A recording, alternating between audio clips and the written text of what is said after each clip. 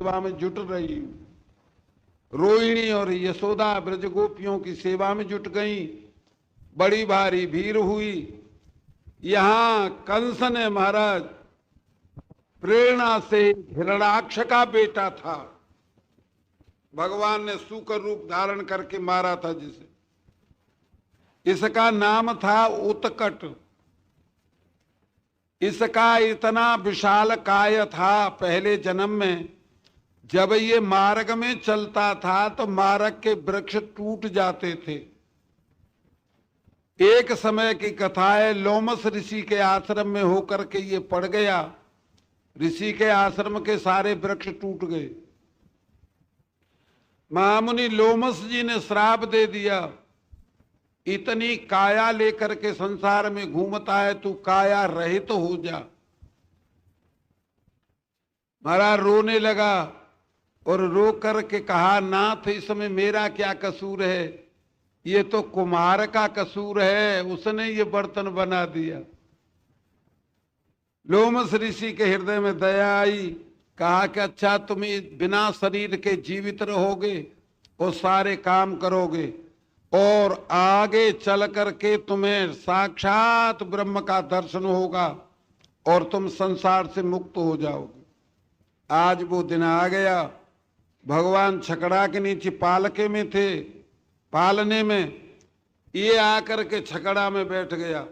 सुखदेव जी कहते हैं भगवान चराचर के आत्मा हैं, उनसे कौन सी चीज छिपी थी। दोनों चरणों को ऊपर को उछाला, चरण बढ़े नहीं। बलि को यश दिया था तो चरण विराट हो गए थे। एक चरण में इस लोक का राज्य नापा था, एक चरण से देवलोक का राज्य नाप करके ब्रह्मलोक तक चरण हो गया था। अब वही छोटे छोटे चरण रहे, बड़े नहीं, और छोटे चरणों को ऊपर उछाल दिया, गाढ़ा बदल गया। इस दैत्य की मृत्यु हो गई। गाड़े की धुनी ब्रजवासियों ने सुनी तो बड़ा आश्चर्य हुआ, ये गाड़ा कैसे बदल गया। धरती हिली नहीं, भयंकर पवन चला नहीं। बच्चे जो खेल रहे थे उन्होंने बताया कि या लाला ने ऊपर को पांव उछाले। ब्रजवासियों ने कहा ये बच्चे क्या बक रहे, लाला के पांव उछाड़ने से छकड़ा बदल सकता है। महाराज इसकी मृत्यु हो गई। ब्राह्मणों ने तुरंत उसे पूज्य बना दिया। आज भी त्योहार मनाया जाता है उसका, ब्रजवासियों की। फिर ये भीड़ चली। महाराज नंद बाबा ने बड़े दान दिए और भगवान से प्रार्थना की, मेरे लाला को कोई आपत्ति नहीं होनी चाहिए। धीरे धीरे धीरे धीरे समय चला, भगवान 1 वर्ष के हो गए। ब्रजवासियों की भीड़ उसी प्रकार रही।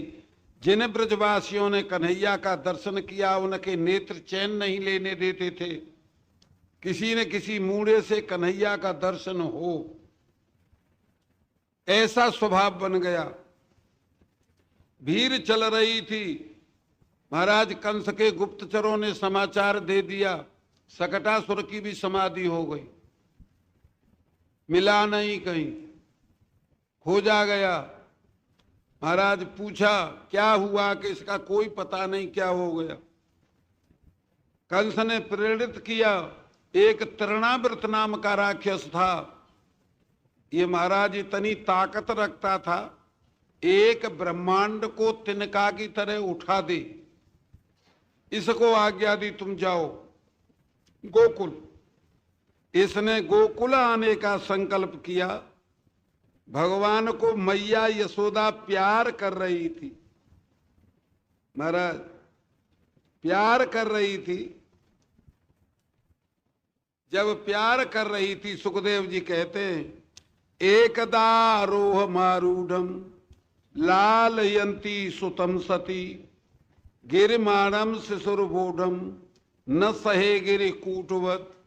भगवान अंतर्यामी है, वो समझ गए मैं माता की गोदी में रहूंगा तो मेरी माता को बड़ा कष्ट होगा। वो राक्षस आ रहा है और माता के सहित उठा लेगा। गोदी में इतने भारी हुए, यशोदा जी ने दोनों हाथों से पकड़ा, लेकिन ज्यादा भारी हो गए तो दोनों हाथों से रोक नहीं पाई। भगवान को उतार दिया। ध्यान देना, एक लीला और चलती है, किसी सज्जन ने सुनाई हो। ये लीला चलती है, भगवान की ईश्वरता पग पग पर प्रकट होती है, लेकिन ब्रजवासियों का वात्सल्य रस कितना प्रबल है। सुखदेव जी कहते हैं उनके ऊपर कोई असर नहीं होता और ईश्वरता हार कर चली जाती है। ईश्वरता प्रकट हुई, इतने भारी हुए कि मैया दोनों हाथों में नहीं रोक पाई। मैया को आश्चर्य नहीं हुआ, क्या हो गया मेरे लाला को, इतना भारी हो गया। पृथ्वी में उतार दिया। काम में लग गई, मैं थोड़ी खेलूं, ये खेलेगा, मैं काम करूं। इतने में तृणाव्रत आ गया। महाराज सुखदेव जी कहते हैं, मुहूर्तम भवद गोष्ठम रजसा तमसा व्रत। भयंकर आंधी और धूल उड़ने लगी, अंधकार छा गया, कोई किसी की नहीं सुनता। जहां ब्रजवासी थे वहीं रह गए, रुक गए। और इस राक्षस ने ठाकुर जी को उठा लिया। भगवान ने इसका कंठ पकड़ लिया। जीव ने तो ऐसा लिखा है कि भगवान कंठ पकड़ करके ऐसा कह रहे थे कि मैं बच्चा हूं, अपना पराया तो जानता नहीं, मेरे को जो गोदी में ले लेते हैं उनका कंठ पकड़ लेता हूं, और कंठ पकड़ने से मृत्यु हो जाती है तो मेरा क्या कसूर है। राक्षस का कंठ पकड़ लिया। महाराज सुखदेव जी कहते हैं भगवान को आकाश मंडल में पहुंचा दिया। अब चित्त में ये बात आई, ये सारे उपद्रव इस बच्चे के कारण हो रहे हैं, मथुरा ले चलें कंस सम्राट के आगे। मथुरा चलने का संकल्प किया। भगवान इतने भारी हुए कि ये पाम नहीं उठा सका। इसकी बुद्धि में ऐसी बात आई कि मेरे से धोखा हो गया, ये बच्चा नहीं है। नंद बाबा के दरवाजे पर एक बड़ी नीली चट्टान पड़ी थी, उसके ऊपर खड़े होकर के नंद बाबा गऊओं को देखा करते थे। आज गऊ कौन से वन में चर रही है। मैं उस चट्टान को उठा लाया।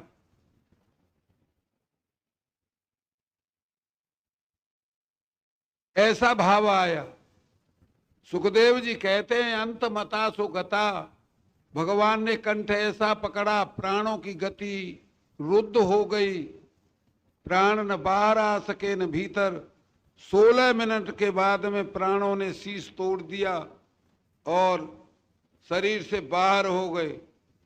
वृंदावन बिहारी लाल की जय। मूर्छित हो करके ये दैत्य उसी शिला पर गिर गया जिसका ध्यान कर रहा था। सारा उपद्रव शांत हुआ। ब्रज की गोपियों ने देखा कि कन्हैया कहाँ है, तो देखा एक विशाल काय राक्षस पड़ा है और उसके कंठ से चिपटे हुए। साहस वाली गोपियों ने जाकर के कन्हैया को उठा लिया, गऊ के खिरक में ले गई, गऊ की रज में लिटाया, पवित्रीकरण हो गया। महाराज कंस के गुप्तचरों ने जाकर के कंस को समाचार दिया, तृणाव्रत की भी समाधि हो गई। कंस ने पूछा क्या हुआ, कि ये कोई पता नहीं, ब्रजवासी ऐसा कह रहे थे कि पत्थर पर गिर के मर गया। राजा को बड़ा आश्चर्य हुआ। 3 शक्तियां गई, लौट करके ये नहीं बताया हमारे साथ में क्या व्यवहार हुआ। सुखदेव जी कहते हैं ये लीला आगे चली, सारे ब्रजवासी प्यार करते हैं, महाराज यशोदा जी प्यार करती हैं। एक समय की कथा है, सुखदेव जी कहते हैं एकदार काम आदाय स्वांकमारोप्य भामिनी स्तनुम पायामास स्तनंग स्नेह परिप्लुता एक समय मैया यशोदा अपने कन्हैया को दूध पिलाने लगी। पहले कोई बालक तो हुआ नहीं था, पता चल जाए बालक कितना दूध पीता है। यशोदा जी के चित्त में ऐसा आया कि कहीं मेरा लाला ज्यादा दूध न पी जाए, अपच हो जाए। महाराज भगवान से कहा, बस बेटा बहुत दूध पी चुके, अब आंचर छोड़ दो। महाराज सुखदेव जी कहते हैं भगवान की माया ने देखा कि ये तो माया, महाराज ये यशोदा तो सदा बेटा ही मानती रहेगी।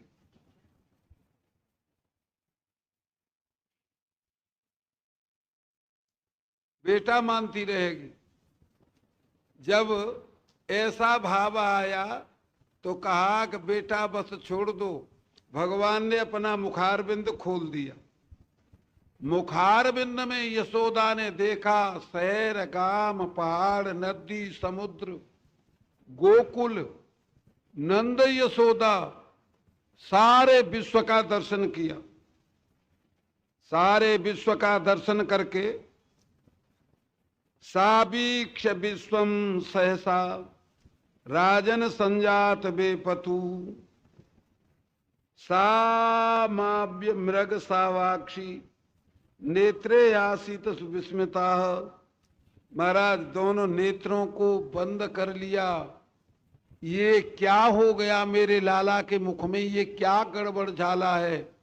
लाला के मुख में कुछ नहीं है, ये मेरी बूढ़ी आंखों का कसूर है। ये दिखा रही है लाला के मुंह में। ये दोनों नेत्र बंद कर लिए। यहां भी ईश्वरता प्रकट हुई। यशोदा के ऊपर असर नहीं पड़ा। वात्सल्य रस कितना प्रबल था यशोदा का, ईश्वरता हार कर चली गई। अच्छा, और ये महाराज नेत्र खोल करके देखा तो भगवान के मुखारबिंद में कुछ नहीं था। अब महाराज ईश्वरता का असर नहीं हुआ। धीरे धीरे धीरे धीरे कुछ और लीलाएं चली। वसुदेव जी ने गर्गाचार्य को बुलाया। ये यदुवंश के कुल पुरोहित थे, जैसे सूर्य वंश के वशिष्ठ जी थे, बड़े आचार्य थे, ज्योतिष के बड़े आचार्य हैं। ये 12 आचार्य ज्योतिष के बड़े महान हुए हैं, उनमें से एक गर्गाचार्य। गर्गाचार्य को बुला करके वसुदेव जी ने कहा, मेरे 2 बेटा हैं गोकुल में, उन दोनों का आप नामकरण करके आओ। सुखदेव जी कहते हैं गर्गाचार्य भी ऐसा सोच रहे थे। भगवान का प्राकट्य हो गया और मैं कोरा आचार्य हूं, अब तक भगवान का दर्शन नहीं किया। बड़ी इच्छा थी। वसुदेव जी की प्रेरणा से नंद गोकुल में आए। बाबा नंद ने देखा, बड़े प्रसन्न हुए। ब्राह्मण बिना बुलाए घर आ गए, बच्चों का नामकरण करा लें। महाराज वसुदेव जी ने, ये नंद जी ने कहा, हे नाथ मेरे 2 बच्चे हैं, इनका नामकरण कर दीजिए। गर्गाचार्य जी ने कहा, राजन मैं तुम्हारा पुरोहित नहीं हूं, मैं पुरोहित वसुदेव जी का हूं, तुम्हारे पुत्रों का नामकरण नहीं कर सकता। नंद बाबा ने कहा, महाराज इस काम को तो करते ही हो, आप ब्राह्मण हो, मेरे बेटाओं का नामकरण कर दो। महाराज गर्गाचार्य जी ने कहा, राजन कुछ ध्यान दीजिए हमारी बातों पर। तुम्हारे पुत्रों का नामकरण कर दूंगा तो कल सारा गोकुल मथुरा की जेल में होगा। कंस ये समझ जाएंगे ये नंद जी के बेटा नहीं है, वसुदेव के बेटा है। नंद बाबा ने कहा, महाराज छिपके कर दो, गऊ के खिरक में कर दो। गर्गाचार्य जी ने कहा, ये ठीक है, सामग्री सजाओ, गऊ के खिरक में नामकरण कर दूंगा। महाराज गऊ के खिरक में सारी सामग्री सजा दी गई। अब इन दोनों मैयाओं ने सोचा, बड़ा नाम है ब्रज में, गर्ग संहिता लिखी है गर्गाचार्य का, बड़ी पूजा है ब्राह्मण की, आज न हो तो परीक्षा कर ले। ऐसा करो बेटाओं को बदल लो, बलदेव जी को यशोदा जी ने ले लिया गोदी में, कन्हैया को रोहिणी ने ले लिया और दोनों खिरक में पहुंच गए। देखें ब्राह्मण कितना जानता है। सुखदेव जी कहते हैं गर्गाचार्य अंतर्यामी थे, माताओं की लीला समझ गए। जब पूजा का सारा ठाट बन गया तब गर्गाचार्य जी ने कहा, ए नंद जी ध्यान दे करके सुनो, अयम ही रोहिणी पुत्रो रमयन सुहृदो गुणई अक्षास्यते राम इति बलादिक्याद बलम विदु। यशोदा जी की गोदी में जो है ये रोहिणी का बेटा है। और देखो इनके नाम बहुत हैं, ध्यान दे आप, इसे रोहिणी कहेंगे, रोहिणी से पैदा हुआ है। एक नाम इनका राम होगा। अपने संबंधियों को अपने गुणों में रमाएंगे, इसलिए इनका नाम राम होगा। दूसरा इनका नाम बल होगा। नंद बाबा ने पूछा, महाराज बल का क्या अर्थ है? गर्गाचार्य जी ने बताया, आज तक बड़े बड़े बलवानों का ऋषियों ने बल का मूल्यांकन किया है। जैसे आप लोगों ने महाभारत में सुना होगा, धृतराष्ट्र में 200 हाथी का बल था, दुशासन में 200 हाथी का बल था, कीचक में 200 हाथी का बल था, जरासंध में 200 हाथी का बल था, भीमसेन में 210 हाथी का बल था। इनके बल का कोई शास्त्रकार मूल्यांकन नहीं कर पाएगा, अपरिमित बल होगा, इसलिए इन्हें बलदेव कहेंगे। ये राजन एक इनका नाम संकर्षण होगा। अरे नंद बाबा भूरे थे, व्याकरण नहीं जानते थे। पूछा, महाराज संकर्षण का क्या अर्थ होगा? क्या किसी समय कहीं से इनका पहले जन्म में गर्भ खींचा गया था और दूसरी माता के पेट में रख दिया था इस गर्भ को। कुछ ऐसा अर्थ करते हैं। संकर्षण का अर्थ गर्गाचार्य जी ने किया था, ये खेती करेंगे, किसान होंगे, हलई इनका आयुध होगा। सज्जनों, एक भगराया गांव है हाथरस जंक्शन से जलेसर को, जहां बस जाती हैं, बड़ा गांव है।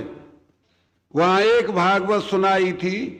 वहां के बुजुर्ग ऐसा कहते थे, बलदेव जी ने हमारे यहां खेती की है, किसान थे बलदेव। महाराज बलदेव जी के नाम रख दिए।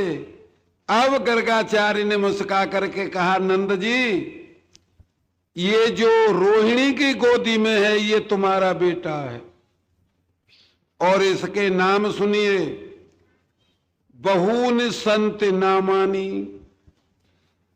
रूपाणि च सुतस्यते गुण कर्माणि रूपाणि तान्यंग वेद नोजना।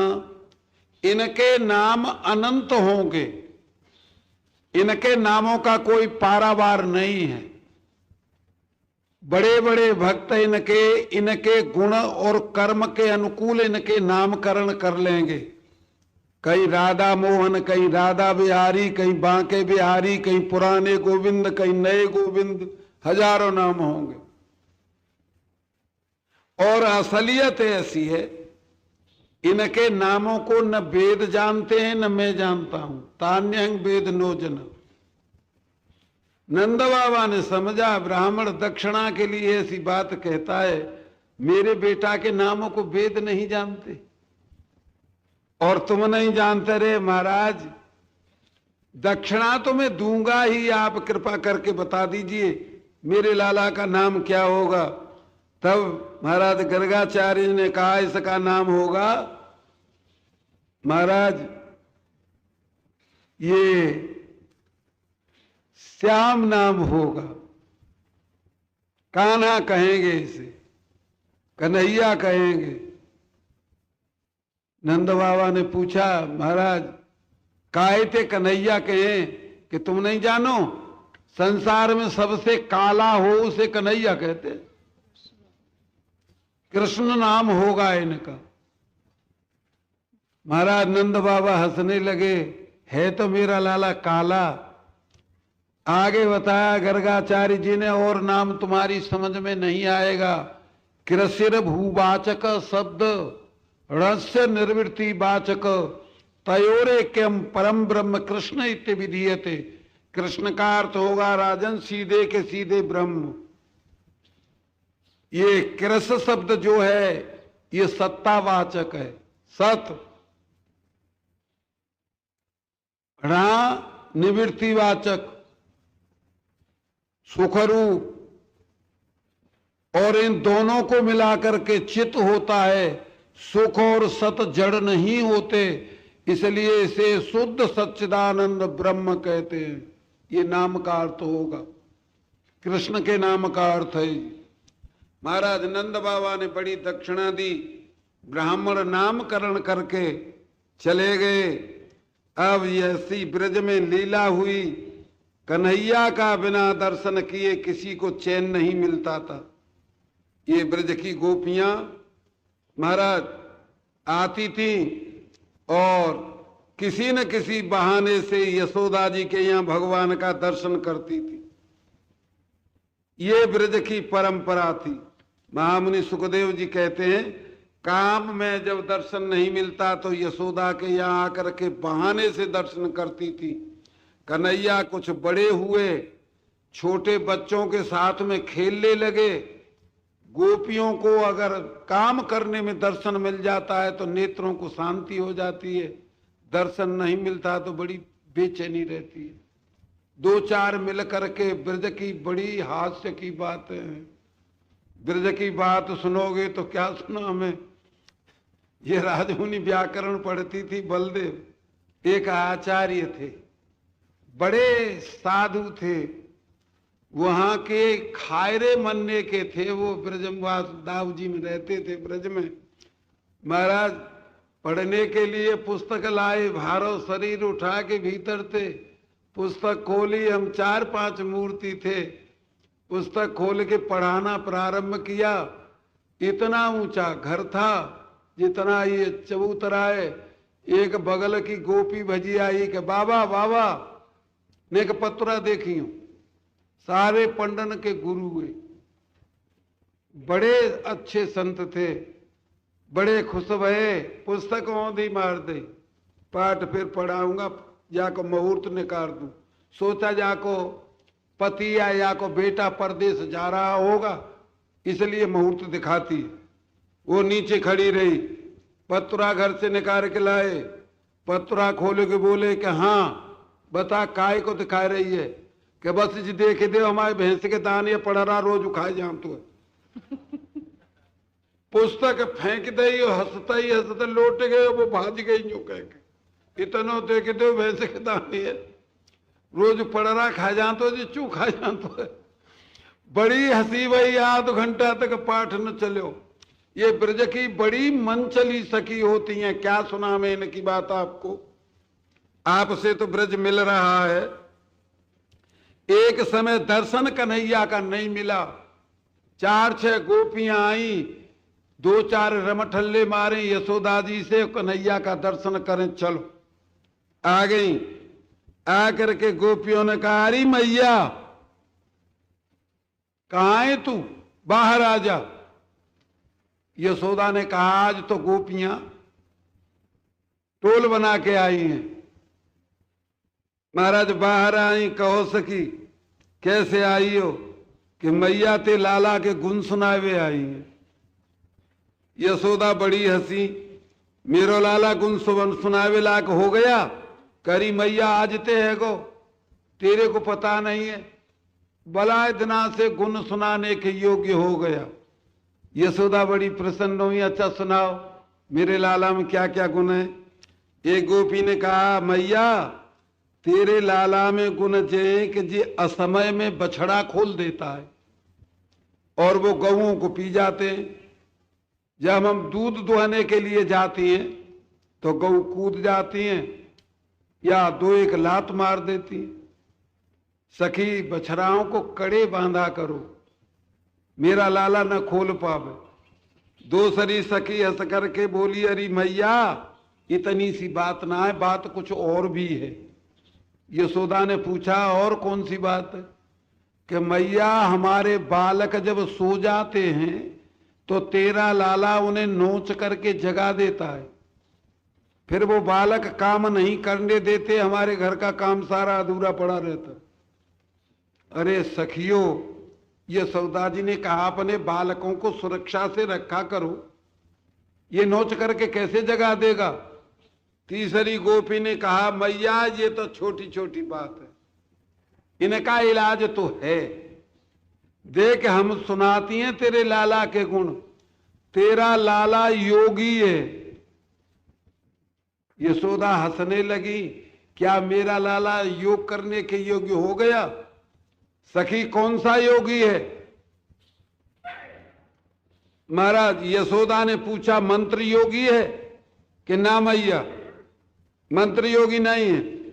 तो हठ योगी है कि हठ योगी भी नहीं है? तो लय योगी है कि ना मैया? लय योगी भी ना। तो कहा ये राजाधिराज योगी है कि ना मैया? तो कहा समर्पण योगी है? करी मैया इनमें तो योगी ना है कोई। तो सखी क्या ये पूर्ण योगी है? ना मैया। तो अष्टांग योगी है? अरे मैया तू जो कह रही है इनमें से कोई योगी ना है। तो सखी कौन सा योगी है कि तू ना जाने? यशोदा ने कहा मैं नहीं जानती हूं, तुम बता दो। कि मैया सतेय योगी है। अभी यशोदा जी तो व्याकरण पढ़ी नहीं थी। महाराज सखी से पूछा, सखी सतेय योगी काहे थे कहें? सखी ने हंस करके बताया, अरे मैया तू जाने ही ना है तो कहा बता मैं तो। जो पक्का चोर होता है उसे सतेय योगी कहते हैं। यशोदा हंसने लगी, क्या मेरा लाला चोरी करता है? चोर है ये? कि मैया या जन्म को चोर थोड़ो ही है, ये अनादि काल से सब जन्मों का चोर है। ऐसा कहकर के कन्हैया का दर्शन करके हंस करके गोपियां चली गईं। सुखदेव जी कहते हैं भगवान ने सोचा गोप किशोरियों ने मेरे को पहचान लिया। ध्यान देना कथा पर। महाराजा परीक्षित को बड़ी शंका हुई। परीक्षित ने पूछा, प्रभु गोपियों ने पहचान लिया, भगवान ने ऐसा सोचा, तो क्या भगवान चोर थे? सुखदेव जी ने कहा कि पक्के चोर थे। महाराज ये बात समझ में नहीं आई। सुखदेव जी ने बताया कि समझ में आ जाएगी। ध्यान दें आप लोग, जो संसार के जीवों के बड़े भले और बुरे कर्मों को छुप करके देखे वो चोर होगा कि साहू होगा? संसार के जीवों के कर्म चाहे शुभ हो चाहे अशुभ हो, बोलो कृष्ण बलदेव की जय, उन्हें छुप करके देखे। अरे किसी के कर्मों को छुप करके देखना चोरी ही तो है। ईश्वर सबके कर्मों के साक्षी हैं, सब जीवों के कर्मों को छुप कर देखते हैं, तो चोर तो हैं ही। बात राजा की समझ में आ गई। महाराज भगवान ने कहा अपने ब्रज गोपी और गोपों को ये भी सुख दें। कुछ लोग इस बात की हंसी उड़ाते हैं, इन सनातनियों को देखो, वो उसे ईश्वर भी सिद्ध करते हैं और चोर भी सिद्ध करते हैं। वो इस बात पर ध्यान नहीं देते। चोर को कोई नहीं चाहता, चोरी गया हुआ माल सब चाहते हैं। सारे संसार की ये परंपरा है। ब्रज का जो चोर था वो चोर को चाहते थे ब्रजवासी, चोरी गए हुए माल को नहीं चाहते थे। ये बात उनकी बुद्धि में नहीं है। बोलो कृष्ण बलदेव की। ध्यान देना आप लोग, भगवान चोरी लीला में महाराज प्रवृत्त हो गए। अब कन्हैया ने सोचा कुछ ब्रज की गलियों में विहार करने के लिए योग्य हो गए थे, सखाओं की टोली बन चुकी थी। आज अपनी मैया के घर में चोरी करें और चोरी सफल हो गई तो ब्रज में सफल हो जाएगी। महाराज सुखदेव जी कहते हैं, सूने चोर यते स्वयं निज गृहे। मैया यशोदा किसी काम में लगी हुई थी, भगवान ने देखा अब अवसर है, कोठे में प्रवेश कर गए। मक्खन की कमोरी रखी थी, उसे खोल करके दोनों हाथ मक्खन में प्रवेश कराए और मक्खन आरोगने लगे, कुछ बंदरों को फेंकने लगे।